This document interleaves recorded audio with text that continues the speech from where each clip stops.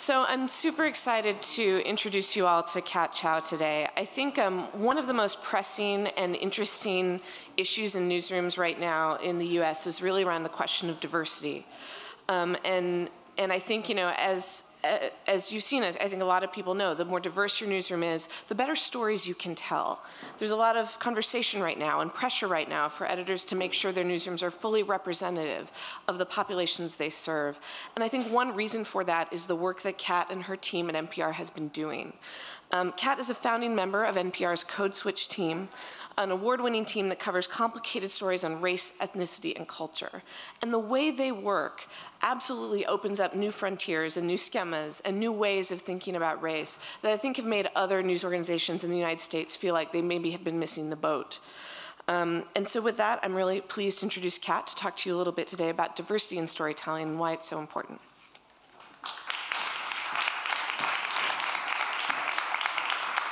Hey guys, I'm so glad to be here, and I'm actually going to try and use this mic so I can walk around. Okay.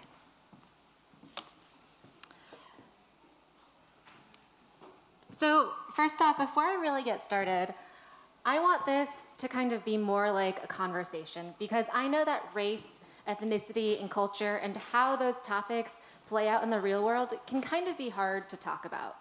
And that's exactly what my team set off to do 3 years ago when NPR, National Public Radio, decided that it wanted to create a team to cover just those topics.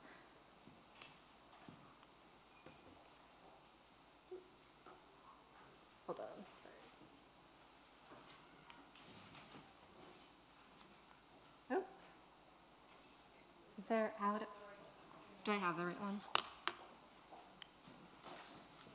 Oh, there we go. Okay, so this is who my team is.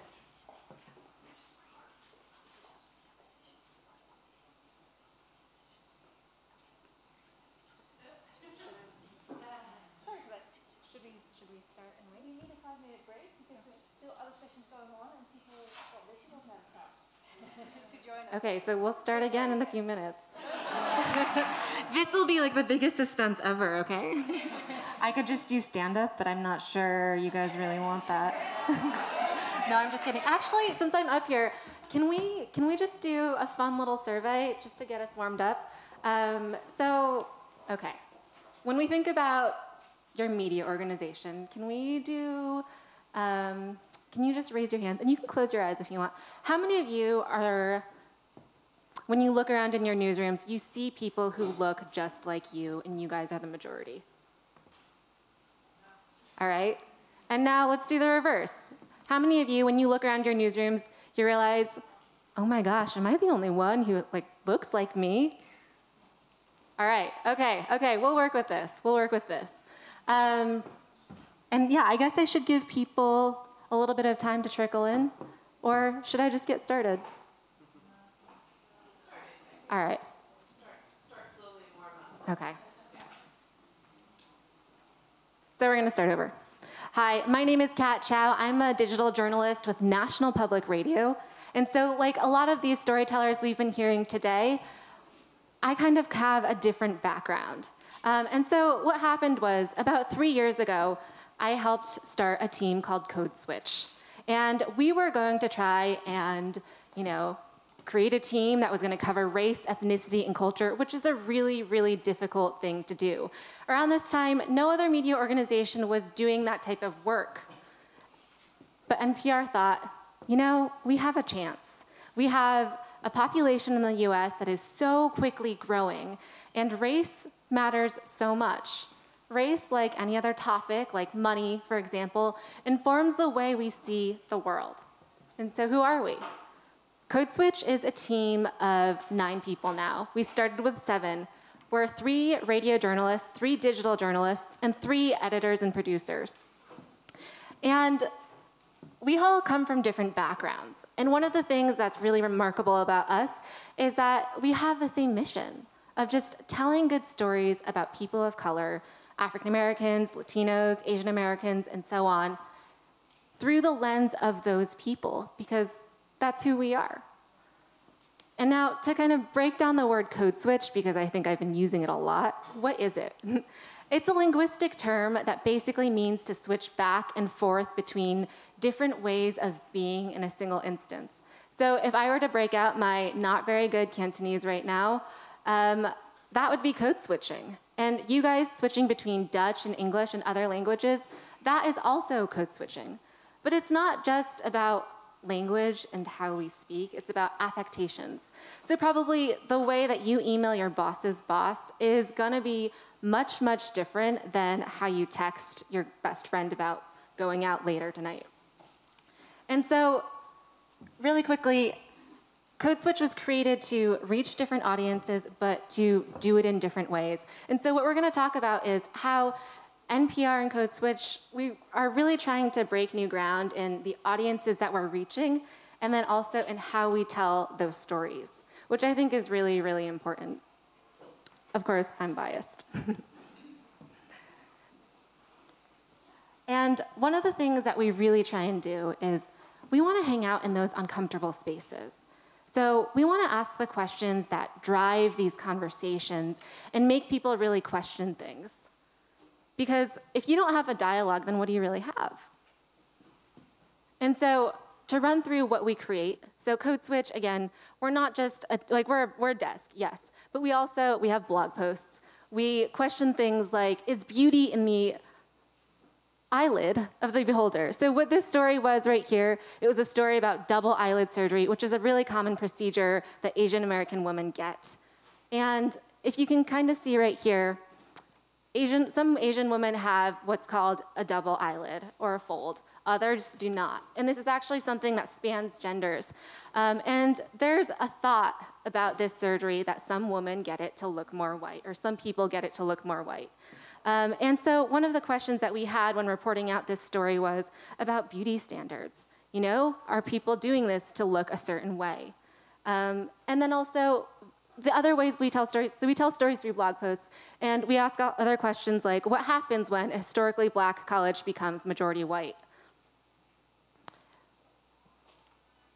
And we also do things that aren't really as serious. Like, we consider if stereotypes really, really shape the world that we see. Okay, so Gene Demby, he's one of our lead correspondents. He loves everything about race and culture, and one of the things that he is especially is a sports junkie. And there was a line of questioning that he had a while back, which was, okay, why are there so few Asian Americans in the NBA? And then that progressed to, okay, what is the history of other minority groups besides African Americans in basketball? Which progressed to this post. How stereotypes explain everything and nothing at all, which was sort of an exploration of how Jewish Americans play basketball. And then another thing that we did was we mapped out the 4 basic aspects of being a bro. Because one of the uncomfortable questions we had was, can there be such things as a bro of color? What could that be? And it turns out, yes. And so we're just gonna run through these. Another thing that Code Switch has really tried to do, and that is one of the ways I've really looked at our storytelling, is through all of these different types of experiments. One of the things that I'm really most proud of is this experiment called Today in 1963. So NPR knew that we had to cover the really pivotal civil rights anniversary of 1963, because so much happened in this year. So much happened. And we knew that there were going to be pivotal points. And we knew that our news organization was going to send a radio reporter, and they were going to send maybe photographers to really examine the history of what this year and this summer meant for America, and how that really, really shaped our country. In Code Switch, we thought, why don't we do something different? So we looked at different Twitter accounts to see what was really, really going on at that time. And we saw that there was a lot of reenactment accounts going on, like Real-Time World War II, where people were trying to experiment with the ways that they were telling stories, and really live tweet accounts. And so that's what Today in 1963 wound up being. It became sort of a live retelling of that summer of 1963 as if it was happening today. And so what this was an obsessive project where we looked through tons and tons of research, and we looked at archived newspapers, and we thought to ourselves, okay, if we were a news organization back then, how would we want this story of the Civil Rights Summer of 1963 to play out? And it became kind of a very large feat of research, which you will see. So at the end of August 1963, you had the March on Washington for Equality in the United States. And this is, thousands and thousands of people came to Washington, D.C. to participate in this march. And again, like I said before, typical radio stories would be covering this on air, which is wonderful. But we wanted to really play with the textures of that day.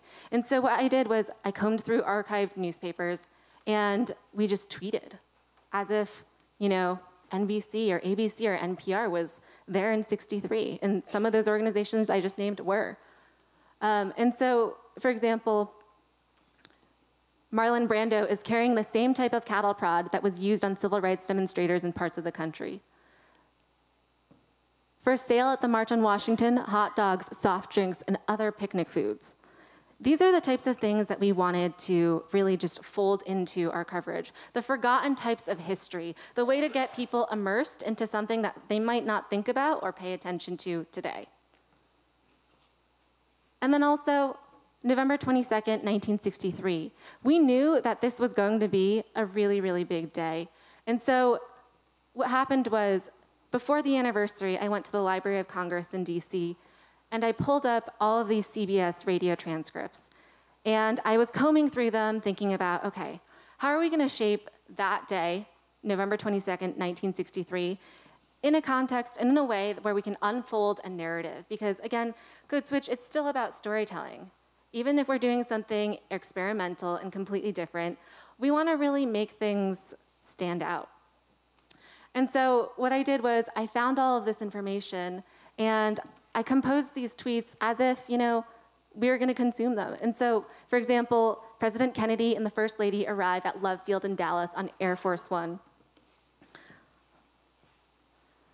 Novelist and poet Clive Staples Lewis, who is C.S. Lewis, by the way, Chronicles of Narnia, died today at age 64. Lewis is known for his books, The Chronicles of Narnia. The current weather in Dallas, Texas is sunny and warm with highs around 71 degrees Fahrenheit. So people knew, as these earlier strings of tweets were coming up in their feeds, that this was gonna be something really big. I mean, because people knew that Kennedy was gonna be shot and assassinated, because this is history, this is true. And so when this tweet happened, breaking, President Kennedy and Texas Governor John Connally have just been shot, that was something that our audience today could interact with and get a sense of how it must have felt in '63. So what I think was most amazing about this project, though, was as we were tweeting all of these things, the pivotal civil rights summer of 1963, so much was happening. Another example that I don't have up here is about the Birmingham church bombing, where in Birmingham, Alabama, a church was bombed, and that church was predominantly African American. Many people died, many were injured. And after that moment, the city erupted in protest. And people took to the streets, and there were riots. And there was this thought that, you know, there is so much racial inequality in this country. And as those tweets were happening, that was when the summer of 2013 was exploding in protest, where there was the trial of George Zimmerman for killing Trayvon Martin happening and unfolding at the time. And as we were tweeting these things, there was just this feeling that history just has so many resonances to today. And so outside of those great big Twitter experiments like that, we just do, and not just, but we have audio stories and audio features where we try and reach the audience in ways that are very conversational. And again, back to the uncomfortable questions that we ask. So why Chaucer said axe instead of ask, and why some still do. For some context, okay, how do I describe this? So there's a common stereotype in the US that some people speak different ways because they come from different socioeconomic and racial backgrounds. In the US, there's one common stereotype that if you say ax, A-X, instead of ASK, then maybe it's because you are black, you are poor, and you are uneducated. And so one of our reporters, Shireen Marisol Meraji, she wanted to take up that stereotype, and she wanted to ask the uncomfortable question of, how did those language differences evolve? And when she did that, there was some conversation in the newsroom, some people saying, maybe you shouldn't be asking that question. Maybe that's not something for us. Maybe it's too tense, it's gonna bring up too many different dynamics. I don't know. But she pushed through. And this is just a very, very good example of the types of audio storytelling that we do. And it's pretty long, so I won't play it today. Another way that we've tried to reach our audiences and that we're really trying to break ground is through the use of supergroups to inform and help our reporting so that we're folding in things as we go. And one of the things that we really wanted to try and examine was interracial dating. How many of you guys in normal conversation want to talk about things like the difference between a fetish or a preference as it comes to dating, as it relates to dating? Yeah, probably not too many in public company. And so what we did was we decided that we were gonna make a group of maybe 30 or so people. And so we used a Google form, kind of like what John showed you guys before, and we created this thing that looked very, very much like a job application. And it's actually much longer than just this screenshot, but we asked things like, okay, so what's your name? Yep. What's your sexuality? Because we wanted people who identified in all these different ways. How old are you? Give us a sense of your ethnic or cultural background, and we let them identify in their own ways. And then we combed through the hundreds and hundreds of people who applied to be a part of this supergroup. Because the idea was we were going to eventually mine their wonderful brains for all of their thoughts on interracial dating, whether or not they participate or whether they do.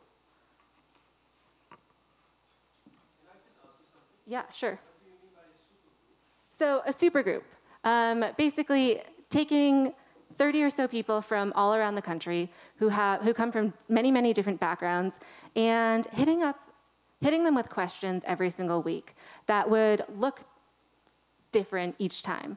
So, for example, one of the themes that we had was like the one I just said. What's the difference between a fetish and a preference?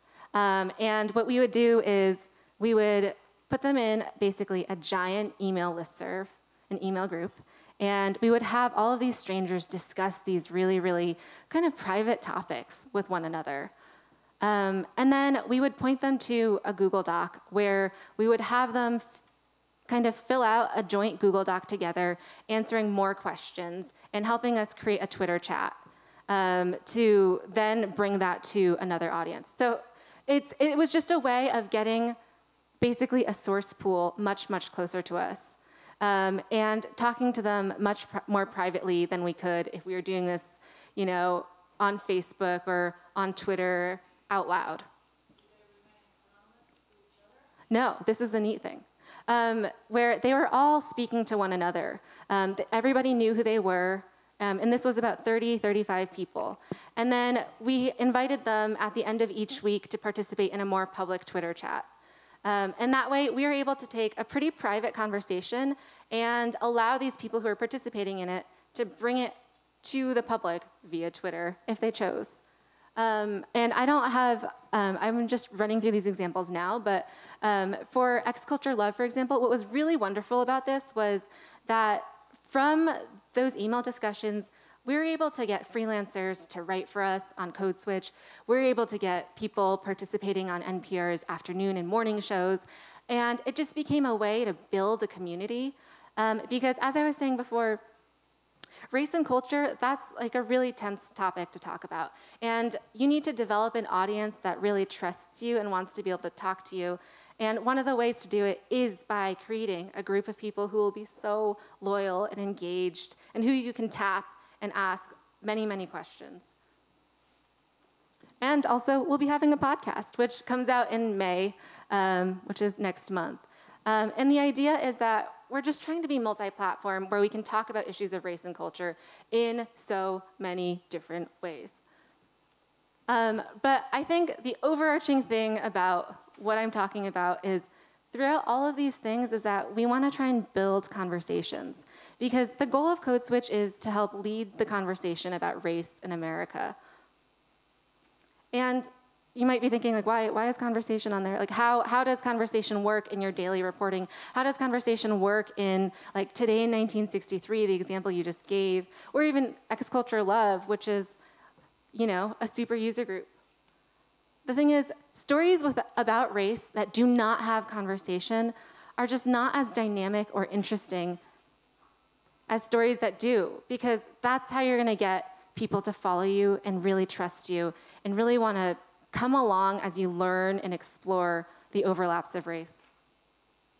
And so here's how it typically unfolds. So I mentioned that Code Switch, we're a blog.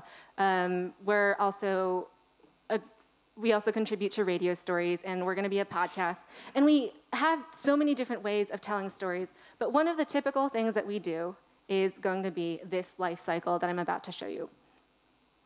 All right, so here's how it unfolds usually.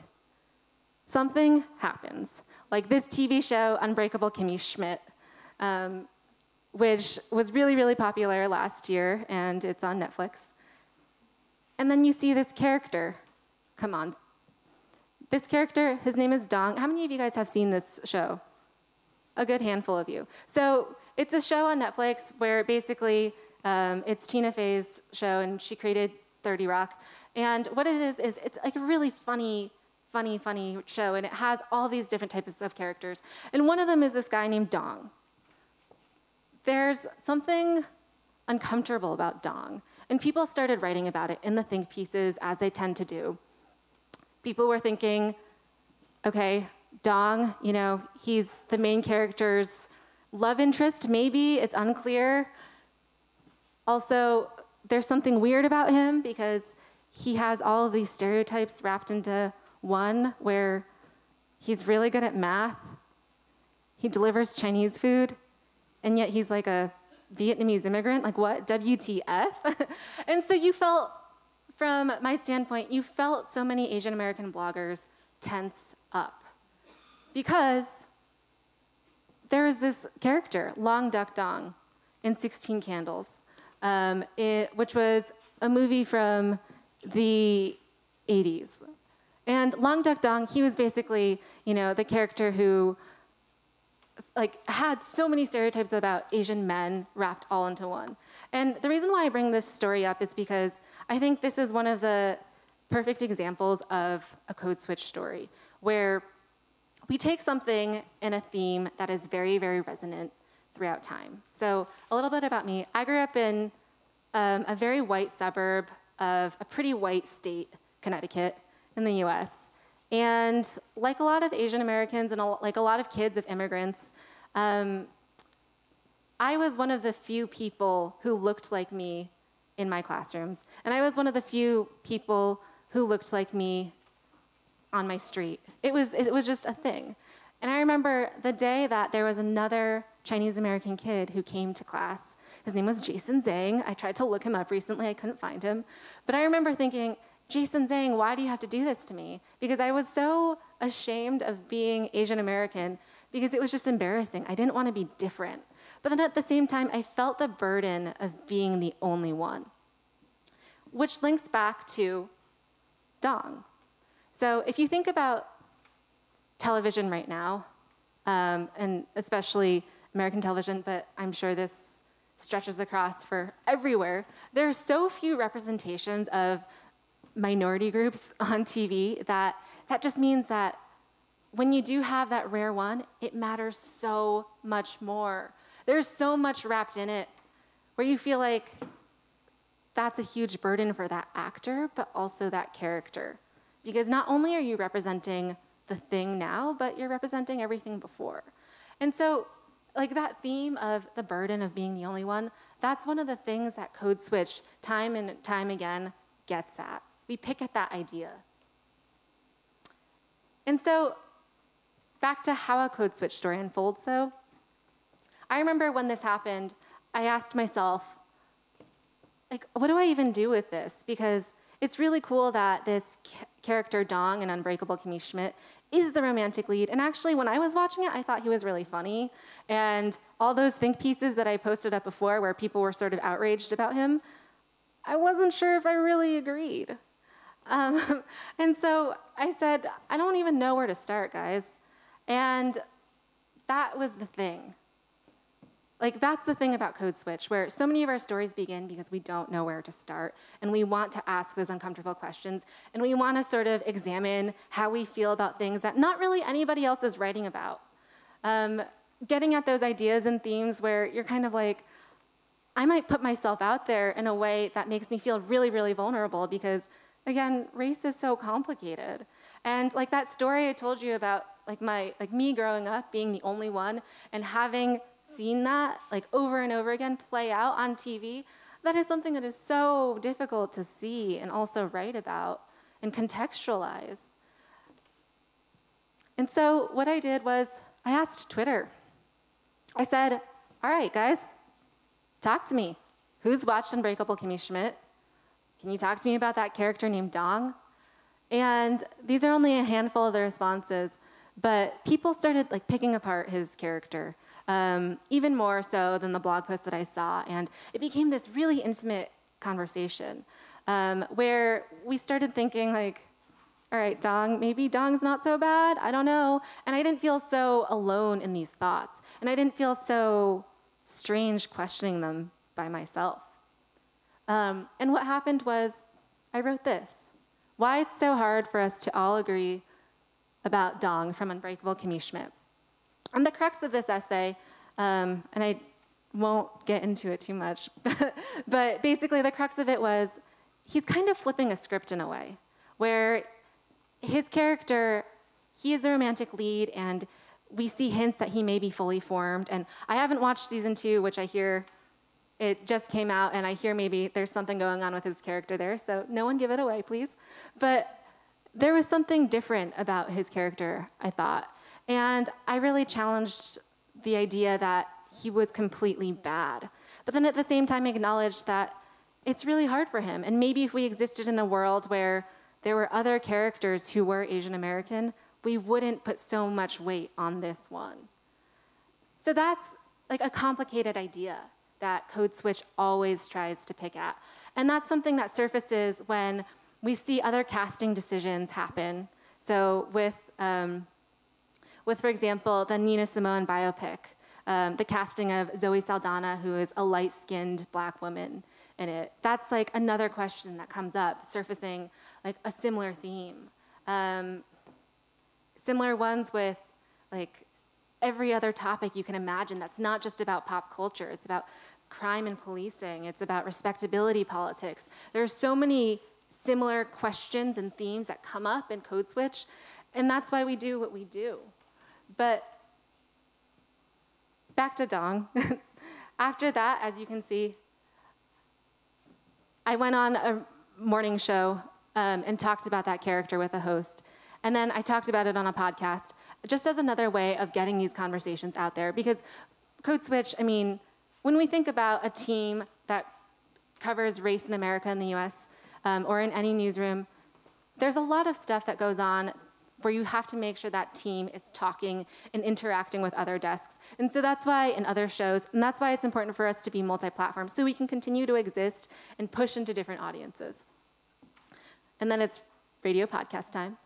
And so to overview, okay, our life cycle is 1, observe these discussions that are happening, whether it's about Bluefield State, the historically black college that is majority white now. Identify those fascinating and really, really uncomfortable questions that make you think, do I really want to ask that? I don't know if I want to ask that. I guess I have to ask that. All right, we're asking that. And then crowdsource more questions and engage. Don't just sit there and let your questions sort of like evaporate into the Twitterspheres. Like, jump in on them. And then analyze your responses, as you do, and then find the context. Do more reporting. Read more about the character Dong. Figure out more about the history and why we have that weird knee-jerk reaction. Write, edit. Share your story with the rest of the world. Engage in response. And repeat, repeat, repeat. One of the things that I didn't mention before that I should have was that if you look at who's using Twitter and who's using Facebook, that kind of clues you into why Code Switch is so Twitter heavy, because that's where our audience is. And we want to go to where our audience is, and we want to frame our stories in a way that is for them, not about them. And we want to have a range of stories so that people don't just think that we cover racism, because we don't. And I think that's what's really important about telling diversity stories, quote unquote diversity stories, is that you can't really do it in an anthropological way, where it's like, white people explaining brown people to other white people, because that just doesn't sound great, does it? No. And so I think with us, the way to solve that was to just engage people and engage them in tons and tons of conversations around uncomfortable topics and to put ourselves out there. All right, so I've talked a lot, and I have a feeling you guys have a lot of questions, so what are some of them?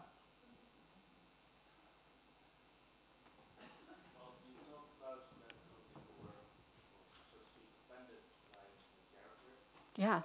Why do you think you should draw the line between stereotype and something someone can relate to? So your question was basically about how I talked about how some people were offended by that character, and where do I draw the line between what's offensive and what people can actually relate to? Yeah. So I feel like that line is really, really hard to draw, because I think everybody has so many different experiences that are informed by how they've grown up and also how they view their own identities. So, I mean, what may be true about Dong and the way people see him. So there are some people who still probably think he is very stereotypical, even though I see him in season 1, in how he's portrayed, as kind of groundbreaking and interesting. And I think like that line, I don't know if you can draw that line, because it just wavers and it depends on the situation. Yeah. It's not not giving anything away, but there are other groups in Unbreakable Kimmy, Yes. Native Americans, for example. Right. And I think they actually poke fun of the stereotypes, and that's kind of how I always looked at it, realizing I'm not Asian American or Native American. But I thought that was interesting, that there as much fuss about those, or was it just about Dong?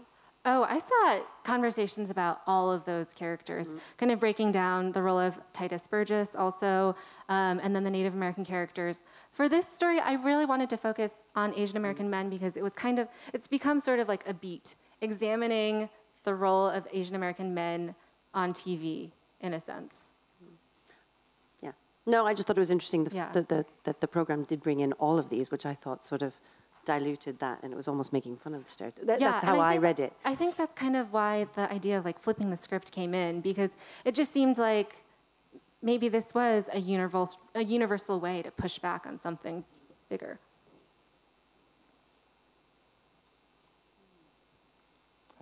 Here.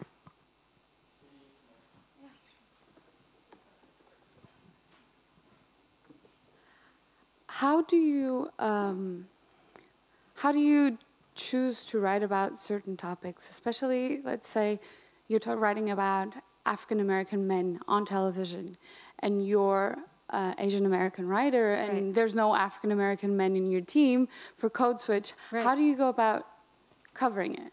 That's a really good question. So that's basically a question of, what does it mean to cover a community that is not your own? And as you can see, I feel like there's also an enormous burden that comes with covering a community that is your own. But I think, so I mean, I write about groups that I do not belong to all the time. And I think the ways to do it are to make sure that, again, you're not sort of brown-splaining your audience, and that you're talking to as many people as you can to try and get to the root of the issue, and that you're weaving in real conversations that they're having and asking, and you're approaching it in a way where you add context and you have characters and that you have the right incisive question. Because, for example, there are so many stories about like hoodies in the US, hoodies and what they mean to black men, and how that relates to how black men should dress. And I could see a writer doing a really, really basic baseline thing, explaining the story of how a hoodie, you know, like black men shouldn't wear hoodies or something like that. And that would just be like a very flat essay.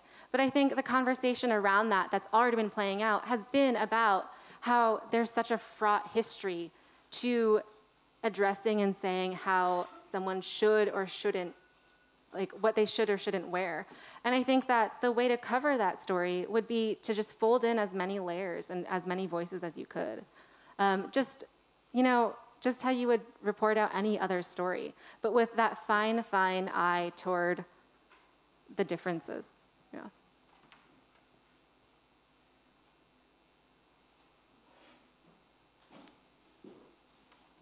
I can just be loud. Oh, wait, you're right there. Great.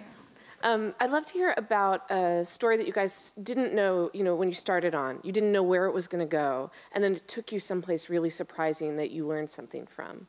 Yeah, okay. So a while ago, I was in a news meeting, and we were just going around the table talking about the stories that we'd seen that morning.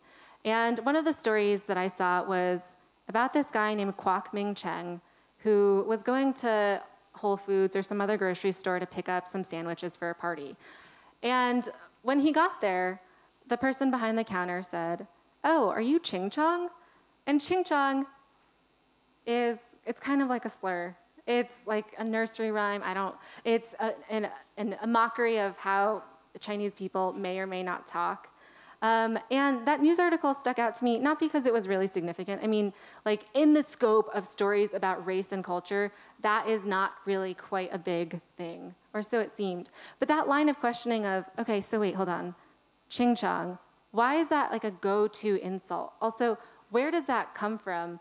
Led me down this rabbit hole of examining the origins of that slur. And it turns out it comes from nursery rhymes, which is like so funny because that's actually where a lot of slurs originate, nursery rhymes. And like that's another thing that Code Switch is so interested in is the overlaps of race and language and how language evolves over time, and the way we like see a word today is so different than how we saw it back then. But the thing about Ching Chong is that as we were having that discussion about where that word came from, I also thought, okay, so wait, hold on. What about the phrase, the musical phrase that's like da da da da da da da da? Where does that come from? And that led me down an even bigger rabbit hole because how do we associate musical riffs with people? Like when? When did that develop? Who was the first person to make that association? And how do you make that like pervasive? And this journey took me months because when I went to call up academics, a lot of them were like, Cat Chow, first of all, your name is Cat Chow. Second of all, that is like beneath our dignity to study pop culture like that in that respect. And finally, what I stumbled upon was this guy named Martin Nielsen who was obsessed with the riff, and what he did was he combed through archives of sheet music from the 1800s, and he just looked for that 9-note tune, da da da da da da da da, because he'd become obsessed with it from like hearing it in kung fu fighting and other elements of pop culture. And what he found was it came from like the late 1800s when he saw different variations of it. And as soon as he found different variations of it, it started opening his eyes to the other ways it was used in like different note combinations, but like similar rhythms. And he named these other like types of sub-riffs that were really similar. And really what this boils down to is how Orientalism works, and how in the late 1800s, early 1900s, people in the US needed a way of addressing people who are different than them, who are foreign. And they needed a way of saying, this is Chinese. And that's what those notes became in cartoons and in early depictions of Chinese Americans. And so, like, just that outcome was really fascinating and really surprising because, I mean, sure, I expected that that note would be rooted in history, but I don't think I realized that it would be rooted in history in a way like that, which was about language, really. Yep. Thank you very much for all the examples you gave. And I'm very interested in this list of... Oh, yes, I'm usually talking loud enough. That comes with being a professor. What you gave us are a couple of examples from observe the most lively discussions, identifying the most fascinating questions, crowdsourcing. What I was very interested in is the rest. So how do you analyze those responses? How do you find contexts? What are the decisions about writing and editing? And well, I can somehow understand how you share the story. Yeah. But the analyzing thing, so how do you analyze? Right, that's a really good question. So for examples like X Culture Love, or even when I was asking the question of how do you guys feel about the character named Dong, what happens when we do big questions like that on Twitter? For example, one of the questions that we asked on Twitter when we first started, when Code Switch was really trying to establish itself, covering race and culture, was like, what are the funniest questions about your race that you've been asked? Because like, if you think about it, NPR having a team covering race and culture, I think people were really surprised at first because NPR is a lot like other news organizations in that pretty white, you know, and I think people weren't really expecting an organization like that to have a team dedicated to race and culture. So one of the first things we wanted to do was let our audience grow with us and ask a question like, what are some of the funniest questions you've been asked about your race?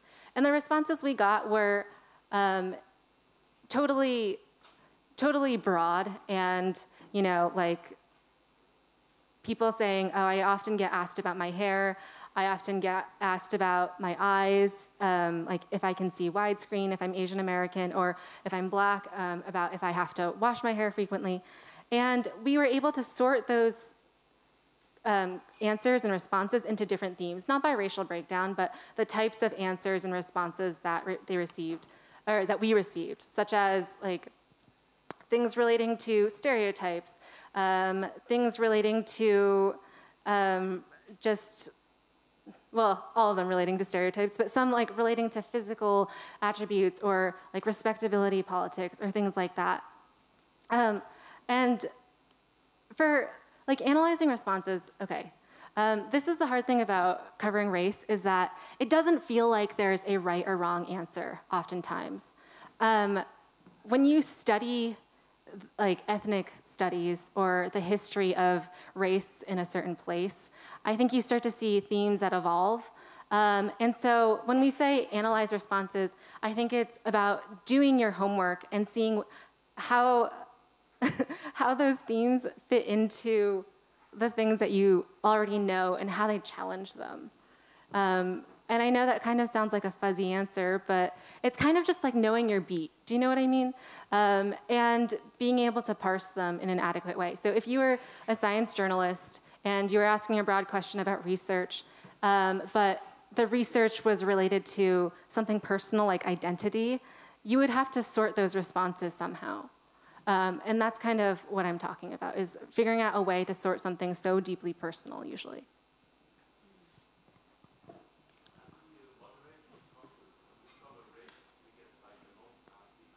Yes. Oh.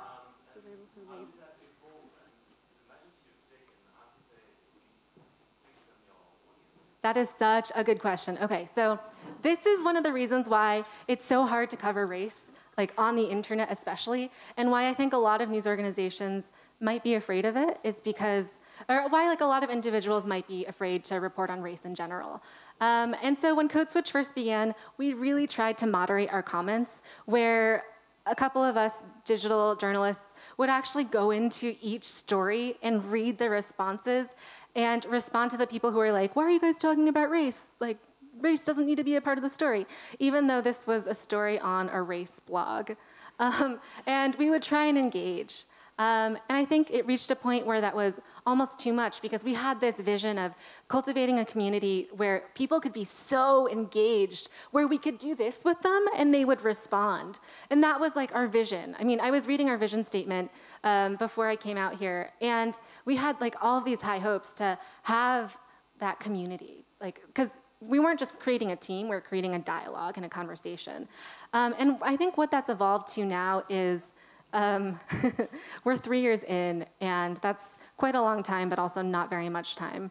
But being 3 years in means that because of all this good work we've done, we've also built an audience that can kind of go to bat for us and engage with these other commenters in ways like that.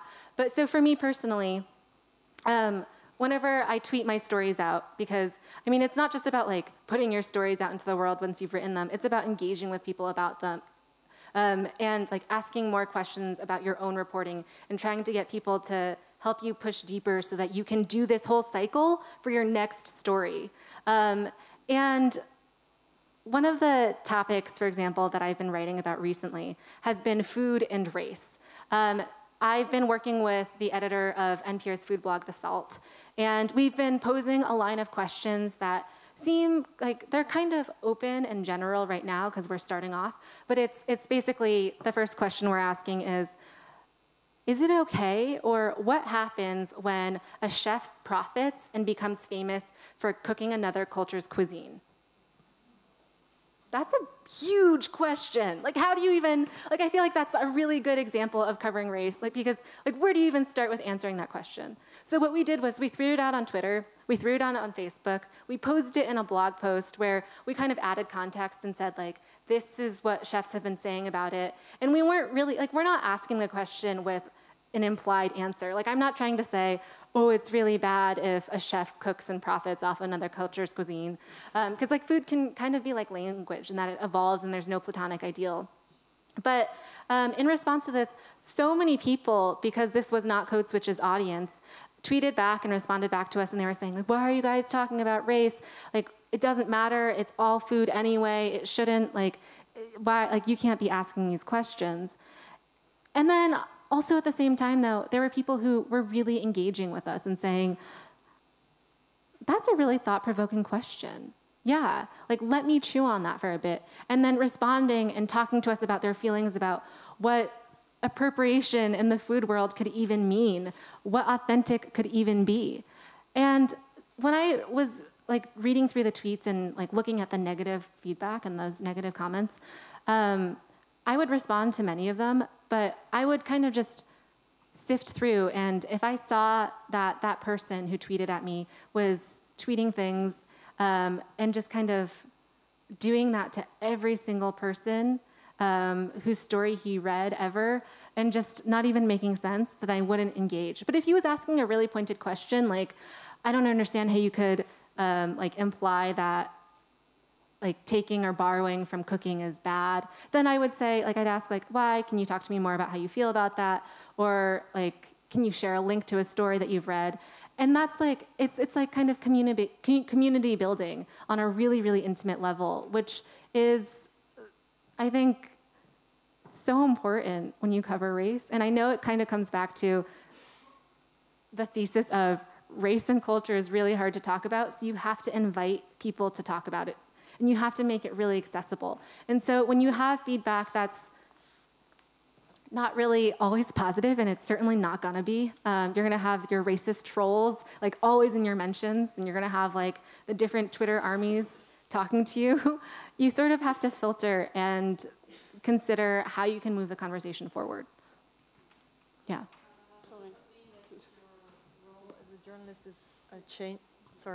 Does that mean that your role as a journalist is changing? Because usually it used to be the case that you just wrote your story, publish, and go on to the next story, right? Yeah. So now you need to stick to your story actually and keep on, you know, engaging. Yeah, I mean, I think that's actually a perfect summation of the Code Switch model of reporting, where when you have a story, you don't just let it sort of sit on the internet or sit on the radio show that it's on.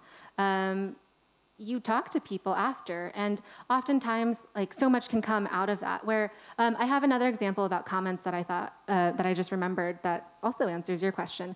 Where one of our lead bloggers, Gene Demby, a while ago, he had a post about housing segregation in the U.S. and basically it inspired a lot of comments. And out of one of those comments came a really, really, really long comment, and this was on the blog, about like 5 elements of housing segregation.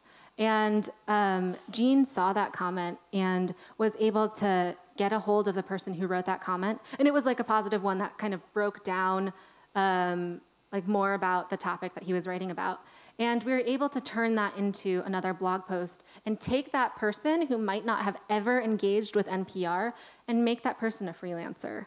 And I think like that's one of the greatest challenges of news organizations right now is how do you get people more engaged and how do you get people who don't really feel like they were ever a part of your news organization's community or audience? How do you get those people to want to read you and listen to you and be a part of your space that you're inhabiting? Yeah. I think I have a question relating to that. I live in a world of radio and podcasting, which is at least in the Netherlands, predominantly a very white world. I would think to ask the right questions and to know what the sensibilities are and what the interesting fields are. First, you need to diversify the workplace itself. Yes, staffing is really important. And I was wondering if you have like practical tips of where to start, how to do that.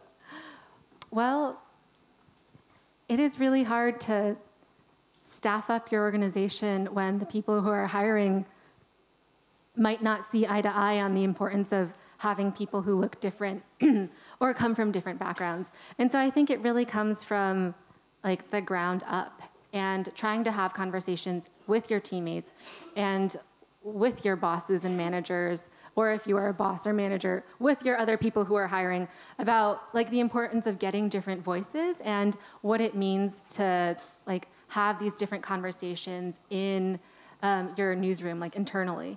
Let's say we already had these conversations, we're all for it, and now where to start? Now where to start? Sometimes it's even as simple as adding a line in your job description that says, women and minorities are welcome to apply or encouraged to apply.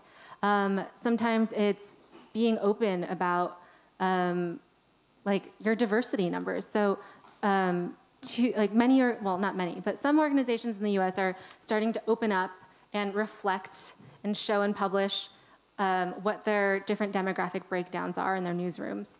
I know like BuzzFeed and Fusion and even NPR, for example, have been really open about that. And I think that, like, for me, as a woman of color, I personally want to be in a space where I'm not the only one, where I'm not asked to, you know, represent for other women of color or other minorities.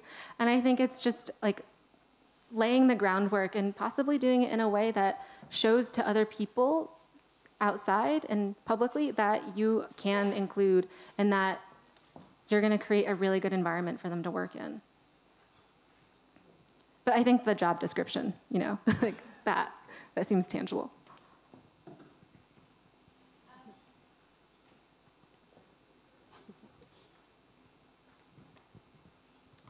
Yeah, related to that, does your team impact the white bias in the reporting of the other NPR stuff? And do you have an example of how you've done that maybe in the past?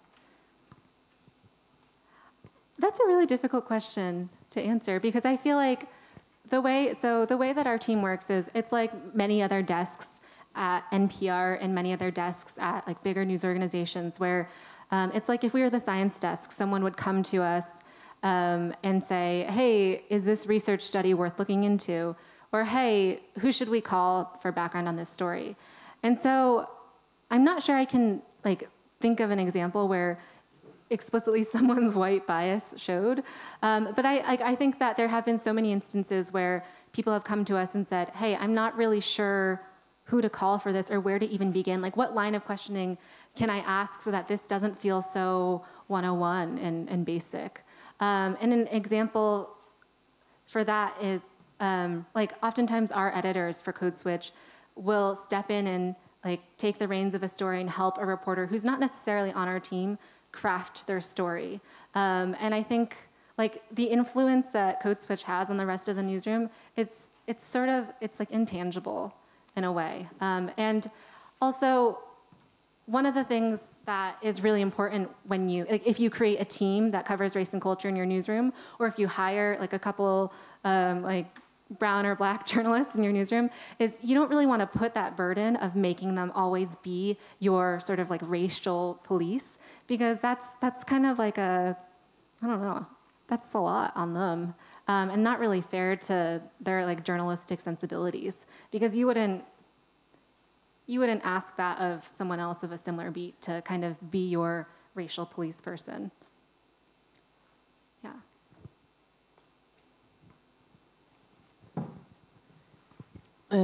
Do you cover male versus female as well? Yes. So, I mean, the intersection of gender and race is super important to us. And everything is through the lens of race. So if we cover gender issues, it will be about what it means to be like a woman of color and how that really affects you, and how race always plays a big part. And same with like issues of transgenders too, sexual orientation. Everything always has that layer of race. And I think our thinking was, when we sat down and created Code Switch 3 years ago, we thought really long and hard about how we wanted to frame this in a way that would be inclusive, but also, you know, like narrow enough so that people knew what we were, and so that we wouldn't become this catch-all for the other desk. And I was having a conversation yesterday with a Dutch journalist about like the framework and laying out language for like how to even describe what you want to do if you want to cover race. And I feel like that is an internal conversation that has to occur and kind of be agreed upon, where like you lay out the stakes and what you're going to do, and you make a mission statement. And our mission was to cover anything related to race. Like we mapped out bros, you know? We tried to figure out, like, is there such things as like bros of color? And like that is totally, like, that doesn't really seem race related at first, but it totally has that hint of it. Yeah, back there. I have a more or less a related question. Do you also cover whiteness or yes, privilege? We and totally could you do. give us an example about that? So one of the stories, for example, that I mentioned here was how Bluefield State, which is a historically black college, became mostly white. And how does that happen? Like when you have a historically black college or university, like that's a college or university that is funded and given money to, you know, allow African American students to go to that school, and that was funding that came in the 60s. And so it became a story about whiteness and like who started attending that school, and like the ideas of like the idea, well, what happened was basically there was a white population in West Virginia that after the war in Korea, they started gravitating to these universities in West Virginia that were much cheaper. And so like a story like that became a story in a way about whiteness. The Jewish American story about basketball, that was a story about whiteness, about how Jews in the States were really discriminated upon. And that's how like holistic admissions in the US became a thing, where decades ago, universities thought, okay, we really don't want Jewish Americans in our schools because of X, Y, and Z reasons. And so they created an admissions process where it became like, it's not just about scores, it's about your essay, it's about the rest of your application. And that, like that fuzzy detail was something that came out of Jean's reporting on like basketball. And like that was a story so much about whiteness, and how like whiteness shifts over time. Yeah. One more, yeah.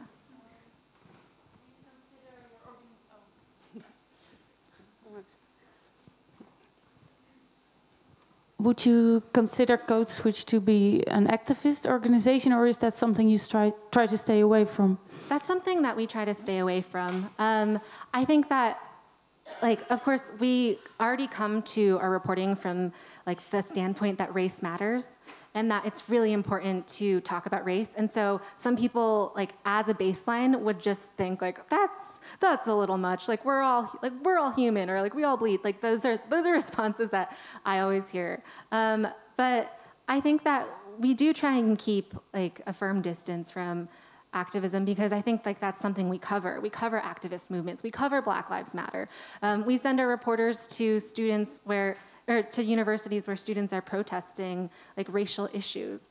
And like another way that like we're not really activisty is that we really try hard to like stay away from language that could be considered activisty, just because maybe it's jargony, maybe it's not as conversational. So like words like appropriation or problematic or oppressor or erasure, you'll never see on Code Switch, just because like we want to remain like journalistic as much as we can.